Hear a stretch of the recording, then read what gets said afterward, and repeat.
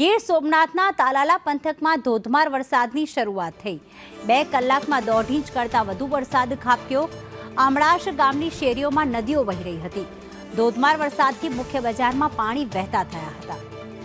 તો ગીર સોમનાથના દ્રશ્યો આમળાશ ગામના કે જ્યાં રાત્રિ દરમિયાન ધોધમાર વરસાદ અને રસ્તાઓ પર જાણે નદીઓ વહેતી હોય તેવા દ્રશ્યો જોવા મળ્યા હતા।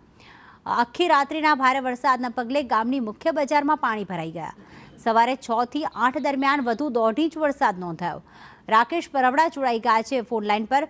રાકેશ, ગીર સોમનાથની વાત કરીએ તો કયા કયા વિસ્તાર એવા છે કે જ્યાં વધુ વરસાદ વરસ્યો અને સાથે જ પાણી ભરાઈ ગયા?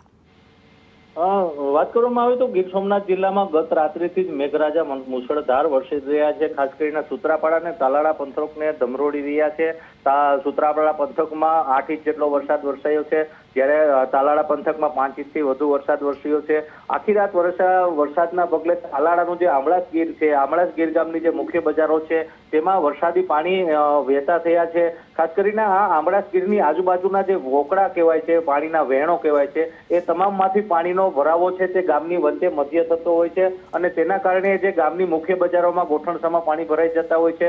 આવી સ્થિતિ સમગ્ર જિલ્લામાં હાલ જોવા મળી રહી છે। આમળાસ સહિત જે સુત્રાપાડાનો જે કન્હાર વાડી વિસ્તાર છે ત્યાં ખેતરો બેટમાં ફેરવાઈ ચૂક્યા છે અને હજુ પણ મેઘરાજા અનરાધાર વરસી રહ્યા છે। જી, આભાર રાકેશ તમામ વિગતો માટે।